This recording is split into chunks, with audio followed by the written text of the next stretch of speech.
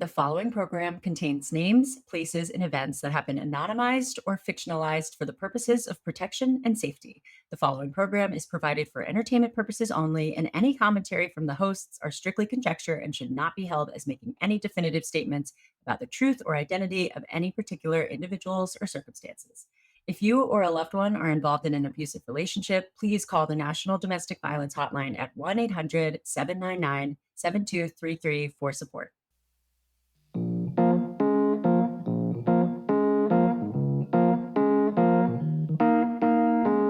Hello. Hi, happy Monday. As you guys know, this is actually a week that we are taking a break. So this is not a new episode, but this was actually we got a lot of responses to this episode. So we wanted to reshare this.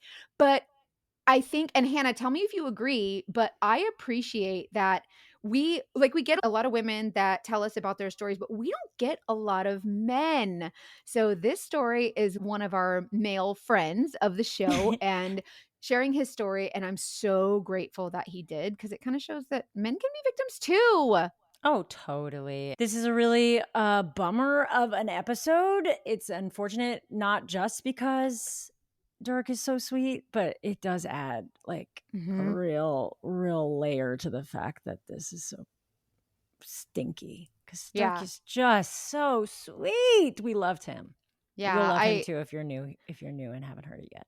Yeah, and if you have not heard this episode, I'm curious to know what your thoughts are after hearing it. And I'm curious if this brings about any other guys, any of our male listeners, or queer relationships. Yes, any type of relationship, really. It's not just these straight, relationships. So we just want you to know that this is a safe place to share. But I thought this was an interesting story, so I'm curious to know what you guys think. If you have heard it or you're just itching for a new Dating Detectives episode this week, we did put a newbie up on the Patreon, which is $5 a month. And you get bonus episodes and a live stream with us and just a great community of people who respond on a consistent basis to us and to the episodes. And also a lot of people have been putting their own stories just for advice, like just being like, hey, I'm going through this. I'm not really sure if I should tell my friend this or if I should go out with this person. And it's just a lot of like-minded sleuthies. Yeah. Yeah, 100%. Anyways, we love you guys so much. And again, thank you for supporting us, and thank you for supporting us during this 1-week hiatus. I promise to be back next week. And make sure you join the Patreon and keep the conversation going there. We love, love, love you. And we love you for sharing the podcast, because obviously it's been really important for other people to kind of feel that there's a sense of community. So thank you for always sharing it. Let's hand it over to Dirk. Let's do it.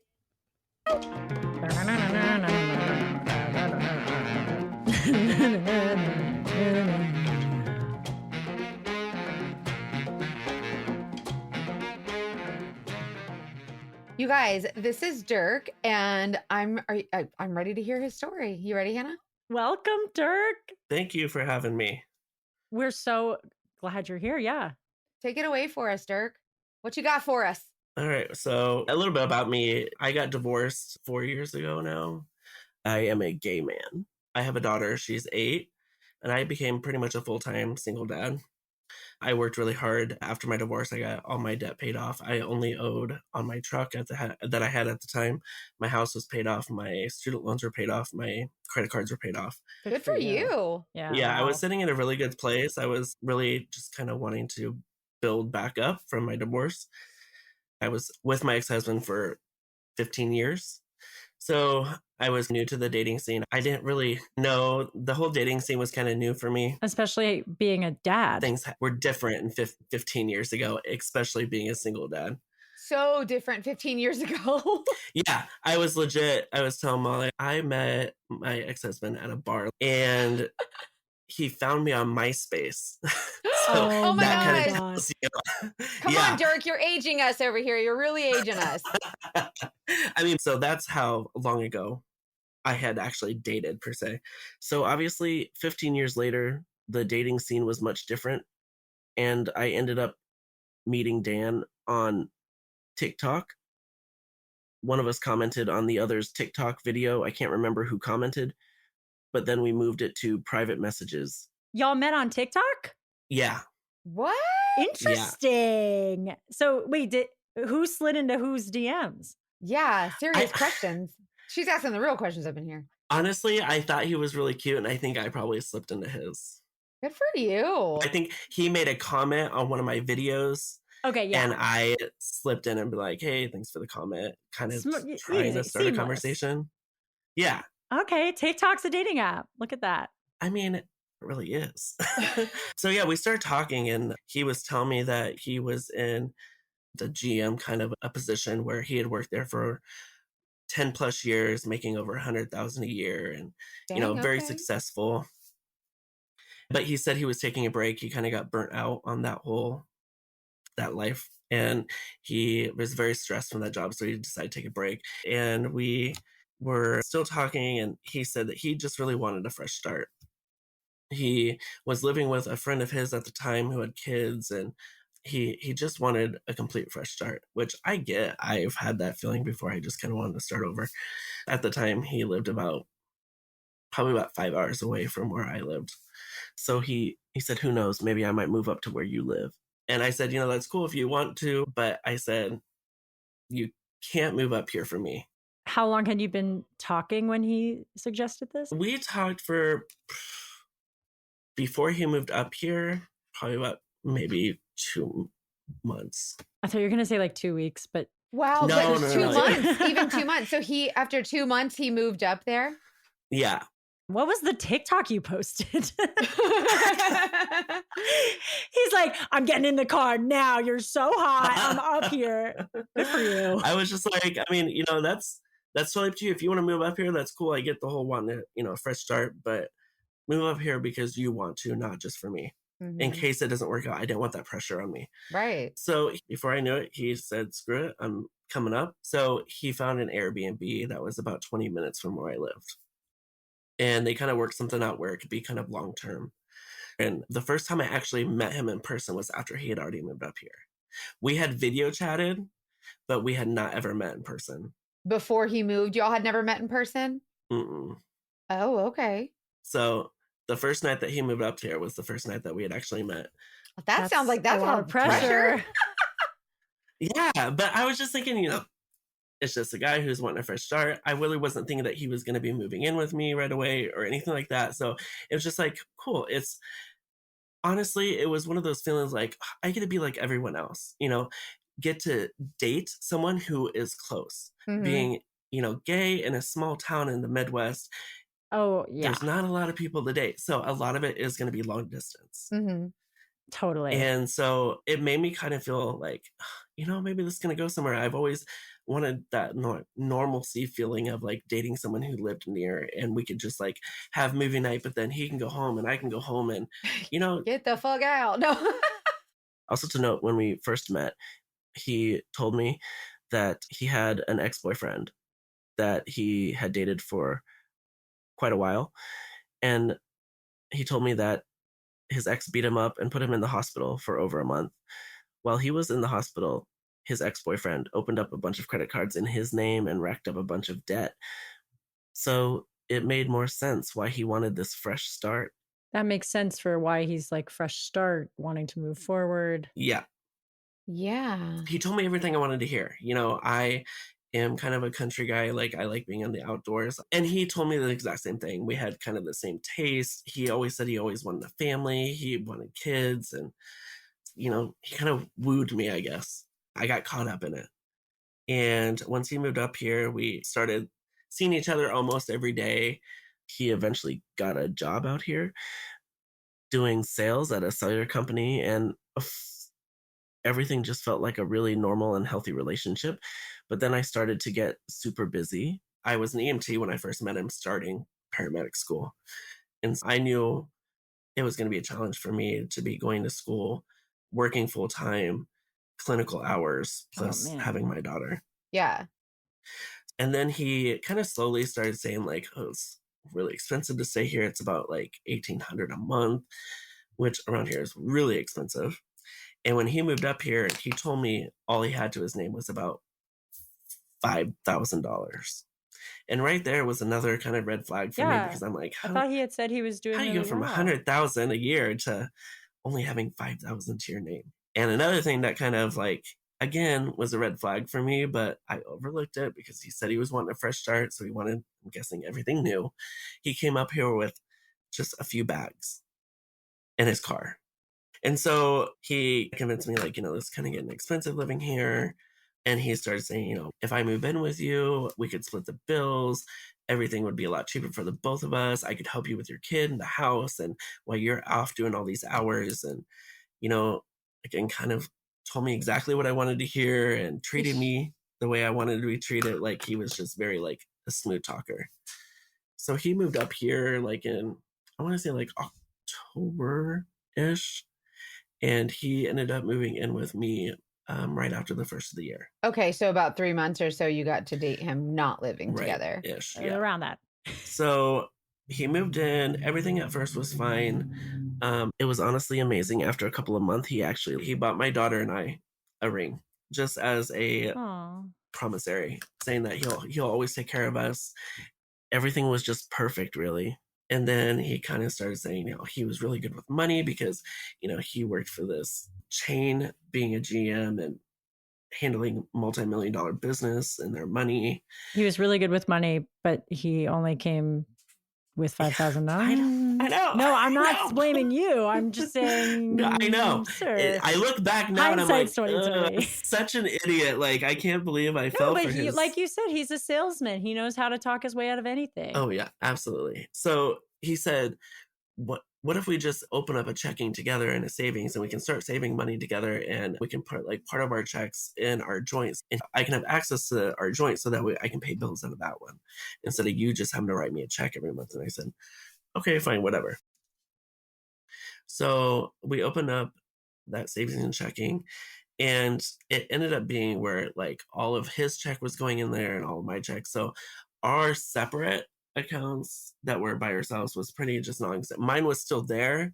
It was just not really used. So pretty much all of our finances were going into one account. And then he goes, I really would like to start paying down what I have in collections from the credit cards his ex took out in his name, get my credit back up. And that way we can get like the dream house that we always wanted. And, again, tell me what I wanted to hear. And so I said, yeah, let's, maybe he says, let's just put all of your check towards all of my debt and collections, and I'll use all of my check in for our house bills and stuff like that. I said, that's fine. Let's go ahead. No, I'm just processing that. So he wanted all I'm of your processing money. too. Keep going. Yeah. So he wants to going. use your money to pay all the bills and his money to pay all the debt. No, my money to pay off all the debt. Or your money to pay and his money to pay the bills. Because he was bringing in more money. Yeah. But okay. The thing was, my house was paid for. The only bill I had was, the monthly expenses that I usually have, and my truck payment was like $300. So that's kind of what we did for a little bit. And then he started convincing me like, hey, because I had really decent credit, and he goes, you got a credit card of like $12,000 limit.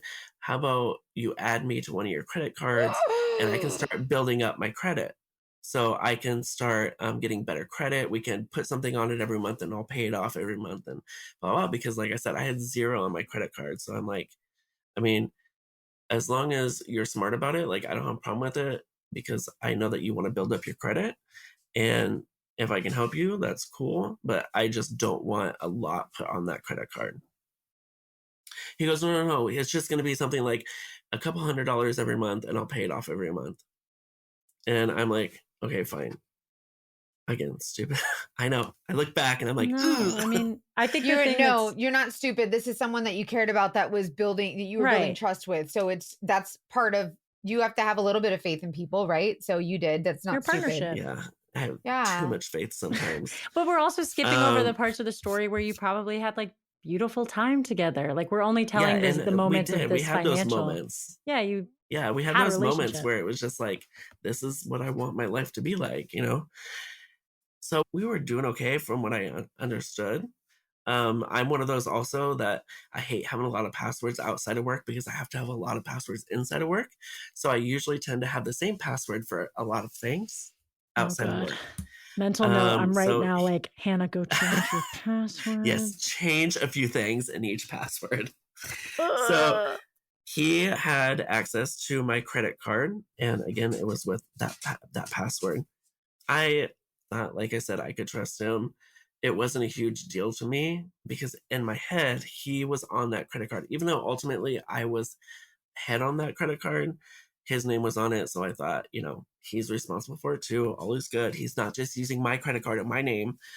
I didn't really think much of it. And I hate finances. Like, I hate having to deal with all that. And he told me he loved doing that. He was very organized about it. So he kind of took over bills, and he just said, just bring in the money and I will make sure everything is paid off. And so he kind of took that over. I was so busy with school and work and clinicals and my daughter. I just let it go. And he was doing really well with the sales company that he was working for. And he kind of slowly started saying, like, I want to start something new. Like, I kind of want to start a vending machine business. Like randomly? Yeah. Yeah. Okay. It was just kind of this is, why not? It's extra income that he's like, it doesn't take a lot of, you don't have to do a lot for it. All willy-nilly comes up with, I want to start a vending machine company. He's like, I've always loved Cheetos. And I just have a passion. So yeah, I was just like, I said, what all does that even entail? And he goes, well, you have to, buy some vending machines and set them around and, fill them up and pretty much just empty them out and restock them. And I'm like, so he says, I think I'm going to put a couple of vending machines on the credit card, and then I'll just use the money from the vending machines to keep paying it off. And I said, in my head, I didn't know how much vending machines cost. I had about $10,000 on my credit card. And I'm just like, you done told him just a couple hundred. Oh, Lord Jesus. Yeah. I said, why is there that much on our credit card? And he goes, it's fine, but I just didn't want to get I didn't want to get a piece of crap. I wanted to make sure it was going to work, blah, blah. Okay. And I said, I really hope this works out because that's a lot of money. And I had all that paid off. So he goes, no, it's all good. God. It's all going to work down. And he goes, I can use my commission from the sales job to help pay off that credit card, and it's all business expense, and I'll be able to write it all off and blah blah. And I'm like, okay, I trust you that this is all gonna work out. And he goes, oh yeah. So he did that, and it was it was very slow at first. And I'm like, I mean, when you're going to empty out these vending machines and there's only about $10-15 in there, what's this is gonna take a long time. That's a lot of Cheetos you gotta sell. Yeah. Exactly. So he goes, oh, it's going to be slow at first. It's going to be slow at first, but it'll pick up. And then one of the businesses decided they didn't want the vending machine there anymore. And the business owner calls, and she told him, like, you just got to come pick it up, blah, blah. And he got on the phone with her. And I think it was my first, like, because the look in his eyes, and he's like saying how I don't know if I can cuss on here. Can I cuss? You can cuss. Go ahead. Go ahead on, Dirt. He says, I will fuck her life up. Oh. And I will fuck everything up for her if she tries to fuck with me. Oh my God. You're like, that's really aggressive. Because I'm like, it's a small town and I'm friends with a lot of people and I don't like confrontation. And I don't want people thinking, oh, his boyfriend is a fucking asshole. And scared to like come up and talk to me, anything like that. So like, it's also like not good for business. That's really bad for business. Really bad for business. Do you guys mind if I really quickly tell you a story that's like kind of sexy? I'm going to do it anyway. Okay. So a few years ago, I was listening to a podcast, as all great people do. And the host said something about an app full of short, sexy audio stories designed by women for women. And I was intrigued. So I tried it out. And let's just say that I was hooked in a way that I would not tell my bubby. But I am going to tell you. So it is very full circle for me because now we have our podcast and I'm able to tell our listeners about this app, which is called Dipsea. And it's not only a very sexy audio story app, but I genuinely feel like Dipsea has like changed my life. And I've been promoting it to my friends since I started listening to it. So this is a very easy one. Basically, it's a growing library of erotic audio content. So most women use mental framing to get in the mood. And a lot of erotic content is not made for us. We'll just say that. But scrolling through Dipsea is truly like scrolling through the sexiest little crevices of my brain. Like the stories very much turn me on.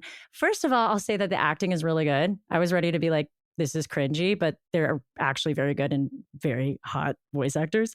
But the scenarios are very immersive and they feel real and they have something for everyone. Like so many desires, every fantasy. They have her and him. They have queer pairings, more than two people, hubba hubba. And then they also have some that are him and you, as if they're talking directly to you. It's fun. They have this growing library too of fantasy series now. I think that's newer. Vampires, Greek gods. If you like the fairy smut, there you go. And they release new content every week, so you're never bored. And they have also like sleep soundscapes, sleep stories, wellness episodes that are really cool, like self-touch guides, exploring different things. You can listen to them with a partner. They have one about texting too, which I need because sometimes I've been trying to sext and I'm like, I need a sexting Mad Lib. Like, I don't know how to sound hot right now. I need help. So I'm going to listen to that. But sex is just a part of all our relationships, all our identities, our self-care. And I love that Dipsea is a healthy way for us to explore that. It's also just like steamy. So I hope you check it out. You can let Dipsea be your go-to place to like spice up your me time, explore your fantasies, relax, unwind, or heat things up with a partner. So for listeners of the show, Dipsea is offering an extended 30-day free trial when you go to dipseastories.com/TDD. That's 30 days of full access for free when you go to DIPSEA stories.com/TDD. dipseastories.com/TDD. Get it on, honey. Have fun.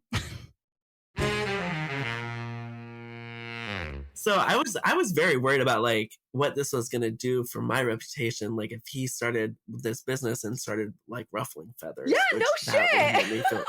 It really made me feel uncomfortable. So much discomfort. Right. And this was also the first time that I saw this vindictive side of him. And for the first time made me feel like maybe he isn't the guy I think he is. So he had that going for a little bit. And then he started acting like he was very stressed with the sales business that he was working for. And he goes, it's stressing me out. And then next thing I know, like he's legit coming home because he has shit himself at work. Wait, what? Times. Wait, what? How do you, what? In front of customers. What? Like, What do you mean? Shit himself. He said that one time that he told me he dropped his pen and he bent over to pick it up and he bent over and he thought it was like he was just gonna pass gas and he legit just shit himself. He sharted. He sat up and he looked straight up at that customer and he goes, "Yep, I just shit myself." And he took off and went to the bathroom. Wait, what? Wait, ew. Yep. What? Yeah. Wait, I'm not. Oh my God. How that's very unprofessional of him, Dirk. Right. Very. I'm like, ew. And that they is like so still bought something. Also, did he say like, I'm having stomach problems? Like I need to go to the doctor. I'm having anxiety. Oh, like, where is this poop coming from? What is this his poop butt, really about? Hannah? Like, let's get to the heart of the shart. He just started shitting himself, like, because at one point he says, "Yeah, I had to go down to Walmart this morning because I shit myself at work and I had to go get new underwear and pants." Multiple times? Like, how do you shit yourself all willy-nilly random time? What? Multiple times. This is not where I expected this to go. So it kind of leads up to something else. I think that like his whole charades was catching up to him. And yeah, he was shitting himself multiple times and he was going to the doctor about, why is this happening, blah, blah. And the doctor's like, it's probably stress related. So then that's when he starts saying, this job is too stressful for me.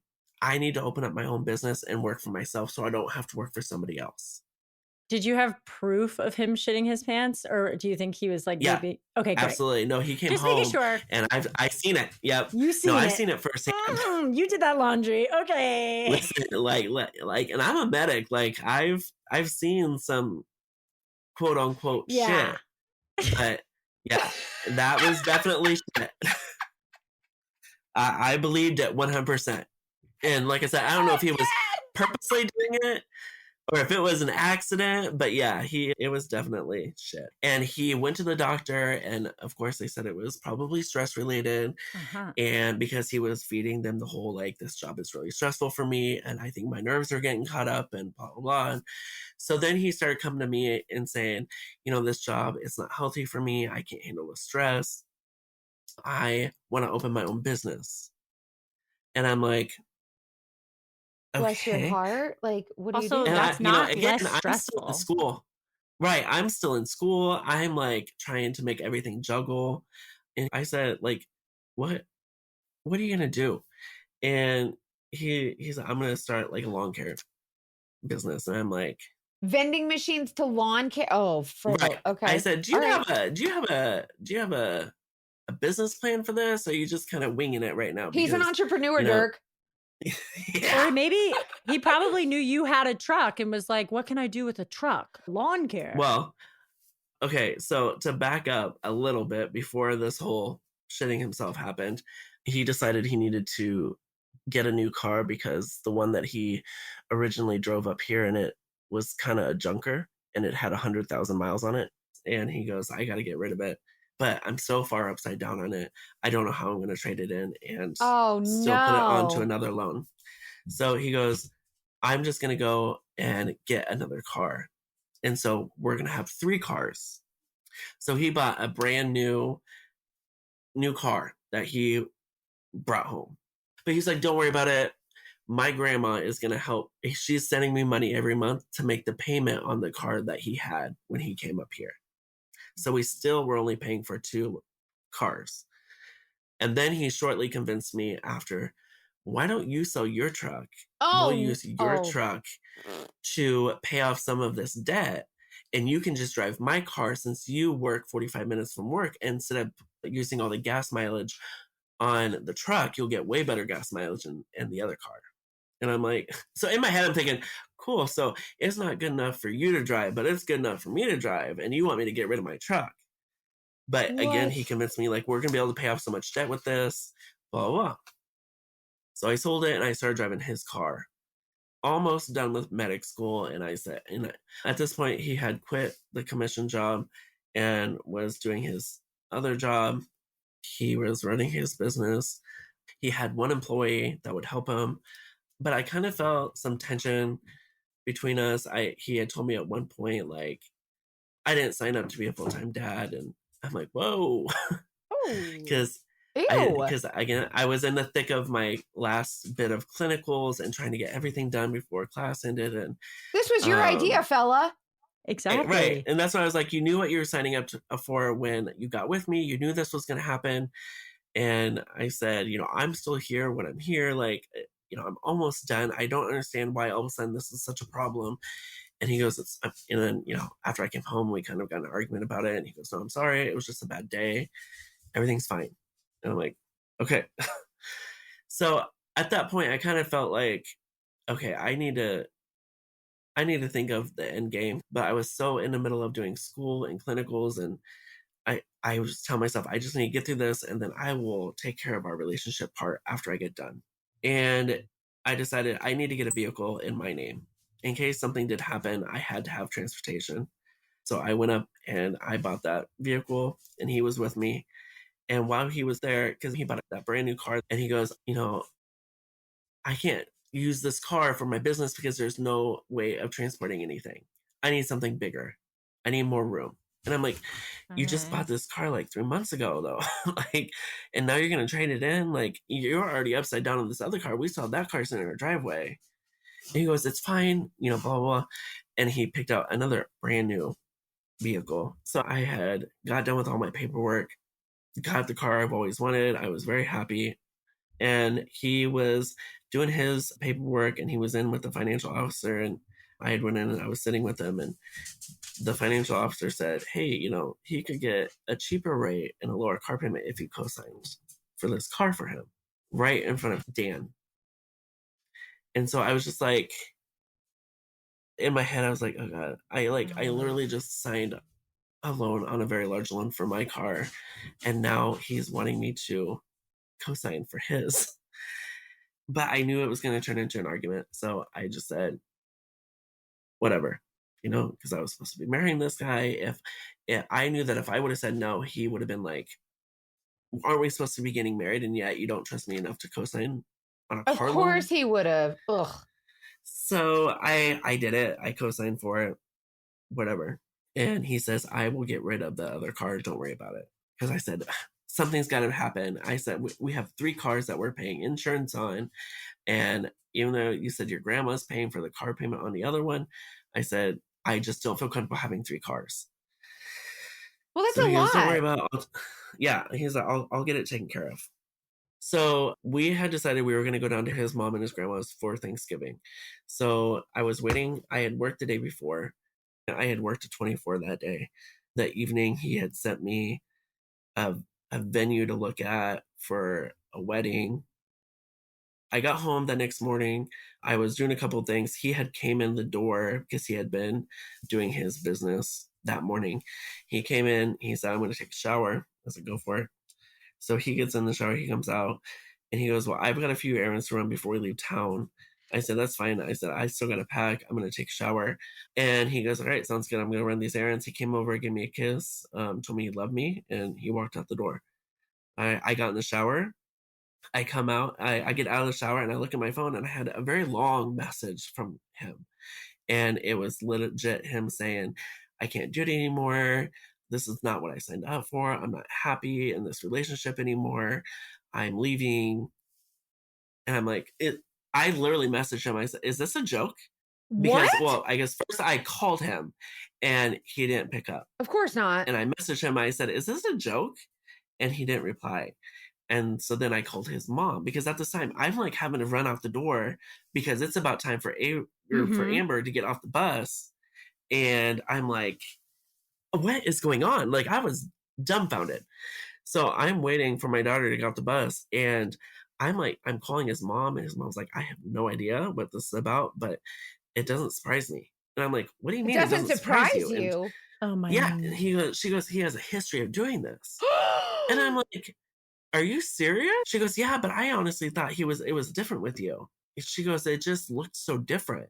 And I said, you didn't think to tell me? And she goes, I literally thought he had changed. So I get off the phone with her and I call his employee and I said, have you heard from him? And she goes, no, but he was supposed to come over. He was supposed to give me a check because he was supposed to pay me today. And I said, he's gone.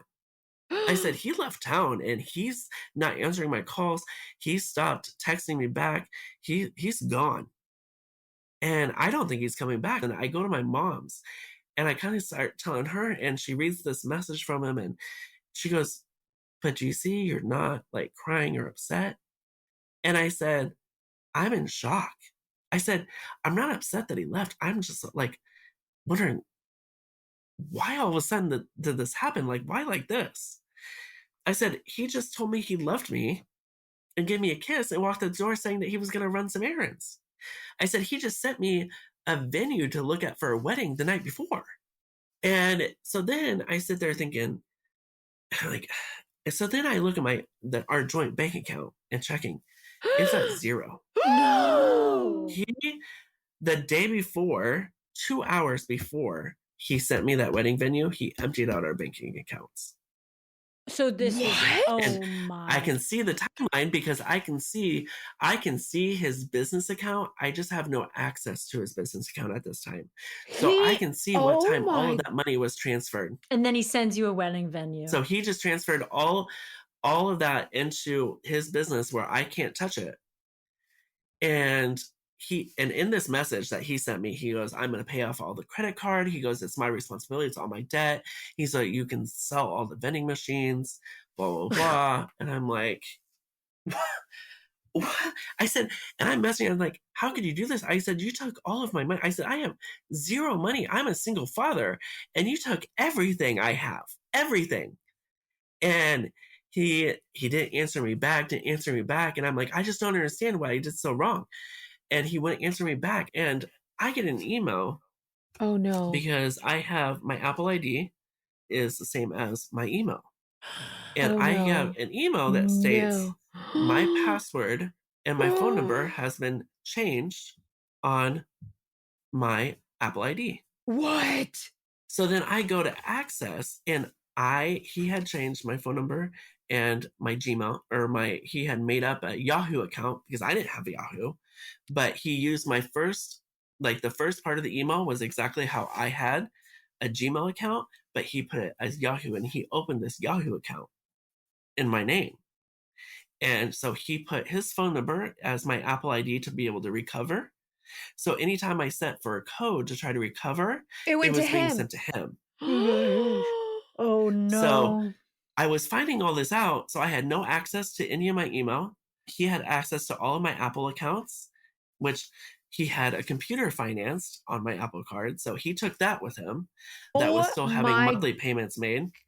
Oh my God. And then I look at my credit cards, and he had already racked up over $6,000 in these few hours because he took nothing with him. What did he get? His other car. He had to buy all new clothes. He bought a new cell phone. Could you tell where he was? Could you see where? So you could see where he was based on these charges. Where was he? He was back where he came from, in that same city. Oh my! So what? I instantly removed his access to my credit cards. And I did not realize how many of my credit cards he had actually used my information because he logged in acting as me, and he added himself to a lot of my credit cards. Oh my God. So when I contacted these credit card companies and I removed his access, I was still primary on those accounts. So they said, that's fine, but you're still liable. And I said, I did not allow this. And they're like, but you allowed him to have access to your information, which makes you liable. So at this moment, I knew, even though I took him off those accounts, he couldn't add anything to those accounts. I was still liable 100% for all that debt. So then I'm like I'm trying to contact, well, then he changed his number. And I had him on Snap. He had blocked me through Snap. So what he would do is if he wanted to tell me something, he would unblock me, message me some nasty messages, because so he left me on a Wednesday. On that Friday, I was supposed to have a check deposited into that account. And at that point, it was too late to stop it at work. Oh, he messaged me that morning, early in the morning, and said, wake your lazy fat ass up, and you better get to that bank, because if you don't get it within 10 minutes after that bank opens, I'm transferring it. So I had to drag my daughter out of bed and get her in the car, and we had to drive 20 minutes. And I sat in that drive-through until it opened. And as soon as they came over, I said, I need everything out of that account now, because that's all I was going to have to my name. Why did he warn you, I wonder? I mean, he doesn't sound like, I'm glad he did, but. Right. I honestly think that he was starting to kind of feel, I want to say guilty, but I know that's not true. I don't know why he warned me. So I was obviously upset. And I had a cousin of mine who went through a really bad domestic situation, and she had access to really deep searches on people, a background check. And she found this search that had everything in his history. And it had that I found out he had a different last name, and then he legally changed it. So when I did court cases in the state that he was from, I searched from the name that I knew. And there was only one case, and it was that name change. And that's all I found underneath that name. So, but once I found out that he actually, before that, went by his dad's last name, when I put that into the cases in that state, I found out he was in prison for 4 years. Bingo. For arson and burglary. What? What? Yeah. He was working at a hotel, and he started a fire in the stairwell so that people would have to leave, and he could go into the room. Rob them rooms. No. Yeah. Jinx. And I saw in one of the court cases under his I guess, maiden name, there was a divorce and it was with a female name. So then I find and reach out to his ex-roommate just to see if she knows any more information. And she goes, bro. And so we kind of start swapping stories, and his past life that he told her was different than what he had told me. He said that he was married to this female and they did have a kid, but she was a crazy alcoholic who wrecked her car and killed the baby. Yeah. And then he told another mutual friend of theirs, and she said that then I found out through another mutual friend that he told them that like DHS got involved and took the kid and got adopted out. And he never told me he was ever married, ever. He told me he was never married before, let alone to a woman. I was gonna say, that's a that's kind of dogfish extreme. Right. Like I wouldn't have like been upset if he had been like married and kind of like realized whatever, everyone has their past, whatever. But it was just for the fact that he never told me, he told me he was never married, let alone to a woman. And I actually found her, the ex-wife, on social media, and I messaged her and I said, I know this is going to sound weird. I'm just trying to figure out who I was with and what's going on. And so she goes, one, yes, we were married, but it was for insurance purposes. They were roommates at the time, and one had insurance and one didn't. And it would be cheaper for the both of them if they got married. It was kind of I bet he convinced her of that. Oh, yeah. Sure. I mean, we all know how he rolls. So, but she goes, ew, no, never slept with him. And 2, definitely never had a kid. And I said, well, he's over here telling people that you killed him off. And she goes, are you fucking kidding me? She goes, no. I bet she was pissed. Yeah, oh, yeah. She was livid. Imagine finding out somebody saying that. Oh, my God. Also, when I had that conversation with the roommate, she told me that she actually worked with him at the job he had before he moved up to me. And, well, there's no hard proof. But she told me the day that he left, it had about $5,000 to his name. $6,000 came out missing at their place of work. He stole it.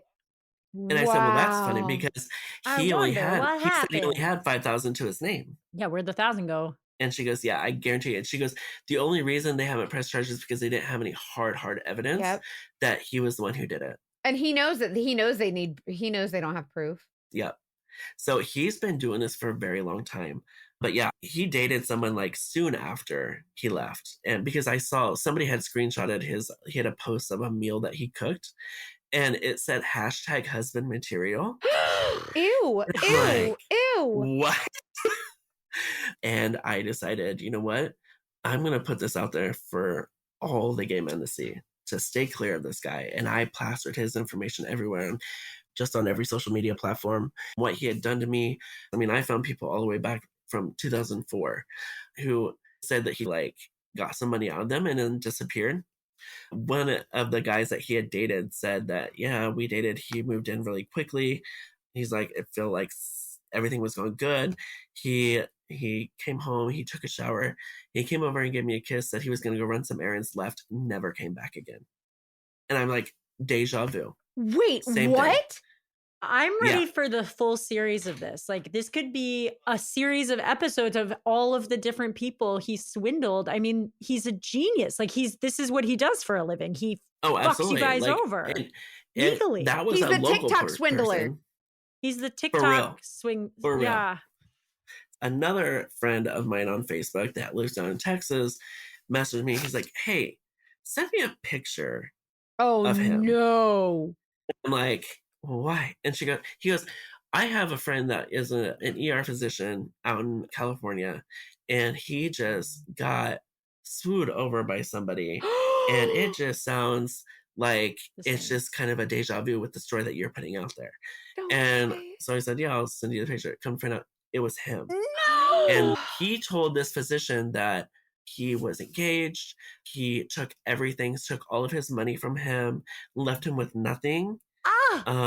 Yeah, totally telling your story. I was gonna say, I wonder what he goes and says about you, the way that he did that to his ex-wife who crashed the car, and you who took everything. To find out, his mom messaged or talked, because she was still talking to me and she was trying to tell me like where he's at.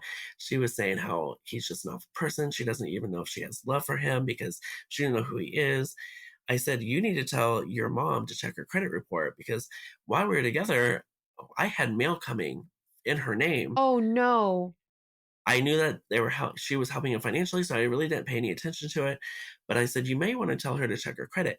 Come to find out, she had credit card after credit card after credit card opened up in her name, and she had no clue. Of course. Oh my He did that to his own mom. God.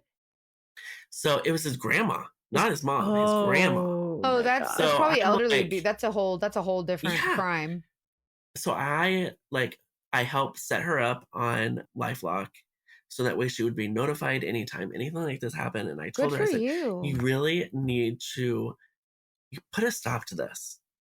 And she kind of like started distancing herself away from me, but her mom informed me that she just refused to turn him in because she didn't want him going back to prison. That's a mama for you. That's hard. I'm like, we got to do something because he's going to keep doing this. Yes. So I talked to an officer. I wrote up a report.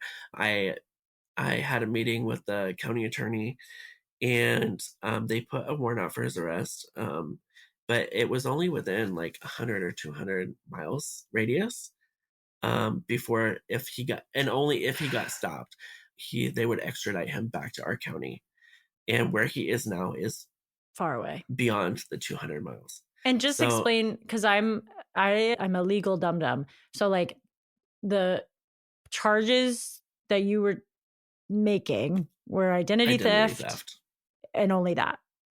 Because really that's all you I can had, really because do. technically he had residence here. So I couldn't really do anything else per se, because again, our accounts, he could empty it.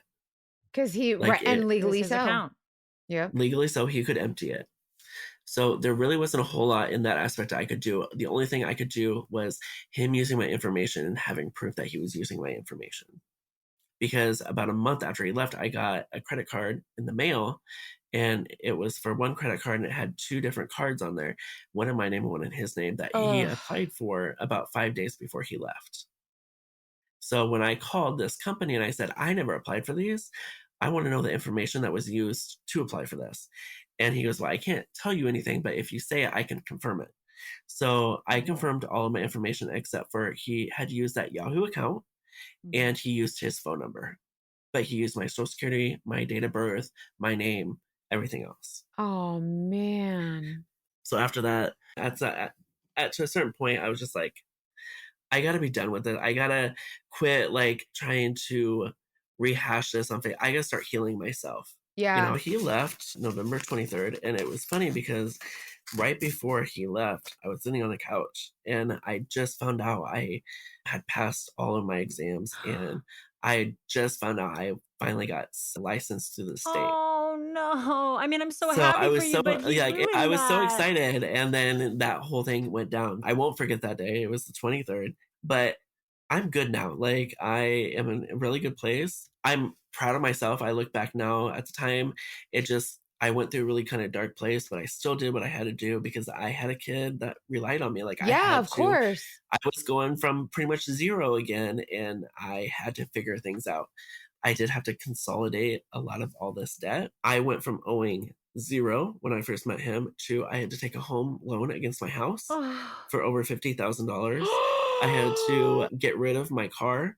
I went from a 2023 to a 2012 piecer to try to get me by right now, so I don't have a car payment, so I can focus on getting that large loan I had to take against my house off.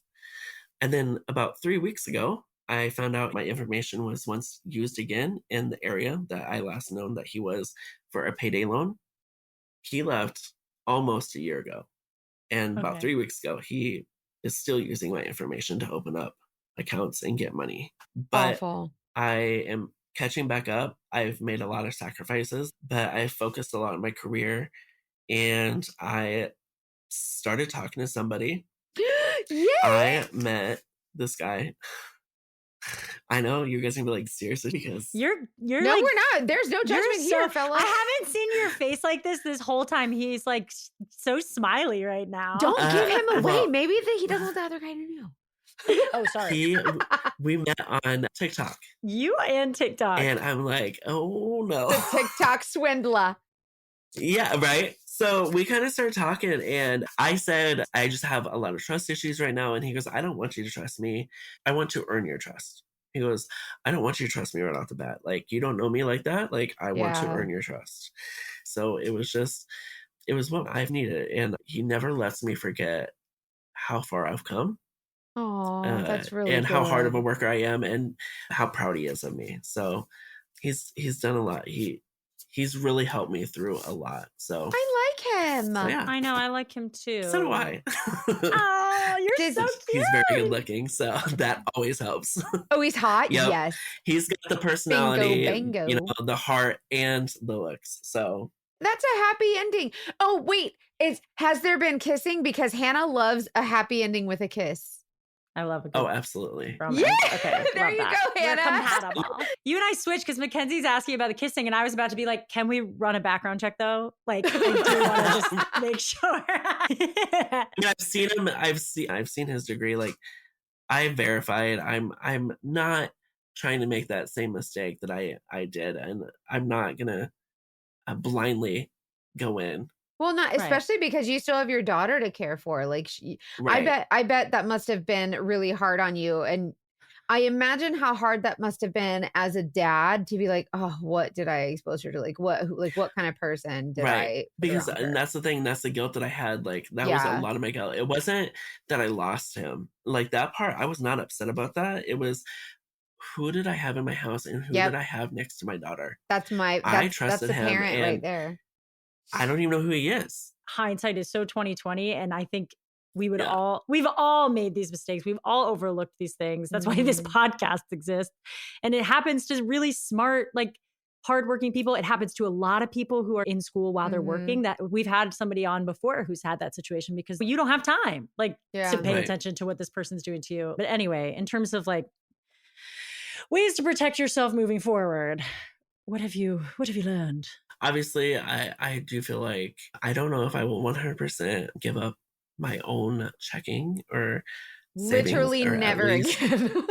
Right. Like, fair. I have to have a security blanket, especially with what I've been through. Like, I have to have some kind of security blanket at least to make it a couple months in case something really goes bad. After going through all that, I will definitely play a lot smarter and a lot more careful. And I learned there's no need to rush into anything. Like, I don't need to rush into anything. Like, and if someone's trying to rush, that's probably a red flag, maybe, possibly, probably. Man, thank you so much for telling your story, Dirk. That's crazy. He was a legit money swindler. Like, he had a plan from the beginning to take your money, get what he wanted from you, and then dip out. He does this obviously for a living, like literally to live. That's what he does. For years, and he's been doing it. It's not just me. Like, and he's going to proceed to do it. I am so sorry that happened to you. Hopefully you inspires people to remember that, like, they still can move on after something like this. And then you're going to inspire all of us to go change our passwords. Right. Do not have one password for everything. Well, Dirk, it was so nice to meet you. Thank you so much for being here. You too. Thanks for having me, guys.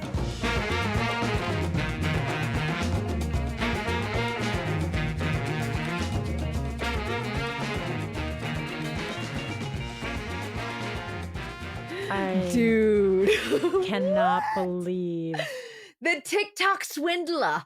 The TikTok swindler. Change your motherfucking passwords. Yeah, like literally, I can't.